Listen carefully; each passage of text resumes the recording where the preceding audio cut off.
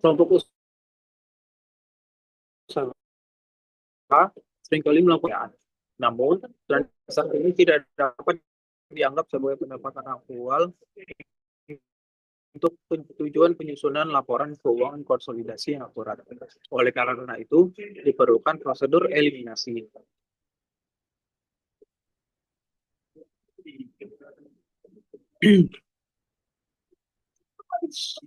Secara individual, dua perusahaan dalam satu grup perusahaan dapat melaporkan pendapatan dan beban sebagai transaksi pada umumnya ketika mereka melakukan transaksi penjualan satu sama lain.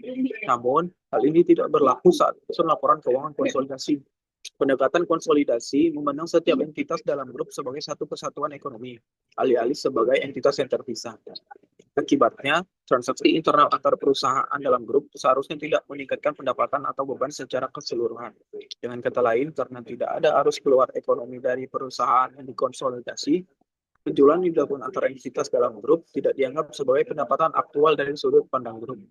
Pendapatan dan beban dari aktivitas internal tersebut harus dikeluarkan atau dihapus dari laporan keuangan konsolidasi agar dapat menggambarkan posisi kinerja keuangan secara akurat.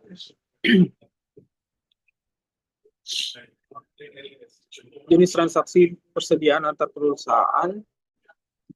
Tidak ada laba atau rugi dalam transaksi antar perusahaan ketika harga jual sesuai dengan biaya akuisisi. Untuk menghindari duplikasi dalam laporan konsolidasi, eliminasi hanya menghilangkan pendapatan dan HPP. Terus bagaimana jika dengan transfer laba atau rugi? Jika harga jual tidak sama dengan biaya, maka muncul laba atau rugi. Dalam konsolidasi, laba ini harus dieliminasi dan ditemukan jika barang tersebut belum dijual ke pihak luar.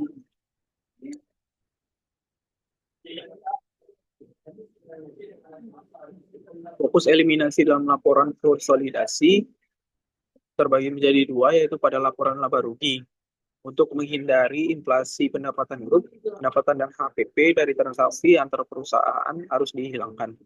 Kemudian fokus dalam neraca konsolidasi, laba dari transaksi tersebut harus dikurangi dan nilai persediaan harus dikembalikan ke harga pokok jika masih ada persediaan yang belum dijual kepada pihak luar. Pengaruh sistem persediaan terhadap konsolidasi dalam laporan keuangan perpetual, setiap transaksi inventaris langsung terdokumentasi saat terjadi karena data terus diperbarui. Sistem ini memudahkan identifikasi laba atau rugi di seluruh bisnis. Pada laporan keuangan periodik, inventaris dan HPP baru diperbarui di akhir periode karena data laba rugi yang terlambat terlihat. Hal ini memerlukan penyesuaian lebih lanjut selama konsolidasi. Dalam penjualan hilir atau downstream, maksud dari penjualan hilir atau downstream ini adalah transaksi di mana induk perusahaan menjual barang ke anak perusahaan. Bagaimana implikasinya dalam laporan keuangan konsolidasi? Yang pertama yaitu laba dari transaksi tercatat di perusahaan induk. Kedua, jika barang tersebut belum dijual ke pihak luar, maka laba dianggap belum terrealisasi.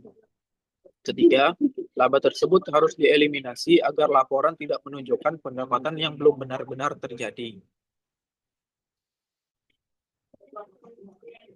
Penjualan hulu atau upstream maksudnya adalah transaksi di mana anak perusahaan yang menjual barang ke induk perusahaan.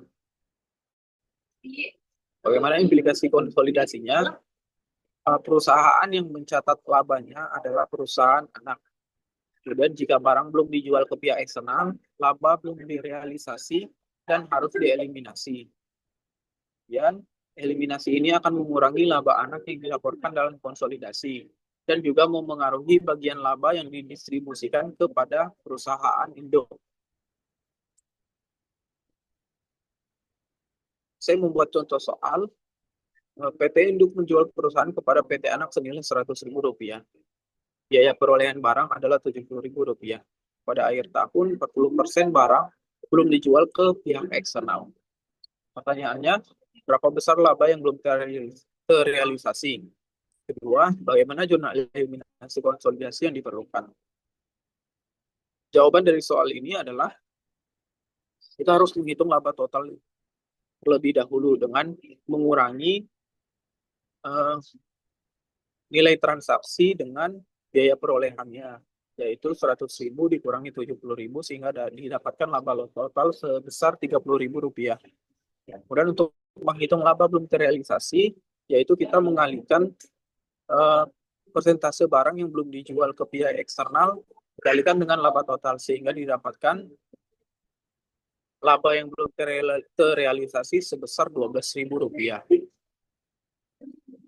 Kemudian jawaban untuk pertanyaan nomor kedua, dalam jurnal eliminasi konsolidasinya kita mencatat pendapatan sebesar 100.000 rupiah di debit, kemudian mencatat HPP senilai 70.000 rupiah di kredit, kemudian persediaan dalam kurung unrealized sebesar 12.000 rupiah di kredit, dan yang terakhir yaitu laba ditahan atau equity sebesar 18.000 rupiah di kredit. Kesimpulan dari presentasi saya kali ini, pertama untuk menghindari pencatatan pendapatan atau laba dua kali, transaksi persediaan antar perusahaan harus dihapus dari laporan konsolidasi. Kemudian transaksi dapat diklasifikasikan sebagai tanpa laba atau rugi atau yang dimaksud dengan biaya akuisisi, sehingga harus menghapus pendapatan dan HPP secara eksklusif. Dengan laba atau rugi, persediaan dan laba yang belum direalisasi juga harus disesuaikan. Penjualan hulu dan hilir memengaruhi entitas mana yang mencatat laba, yang berdampak pada eliminasi dan laba konsolidasi. Sistem perpetual memfasilitasi pelacakan transaksi dan eliminasi laba. Kemudian yang terakhir, tujuan utama eliminasi adalah menjaga laporan keuangan konsolidasi tetap adil dan mencegah penipuan dari pihak luar.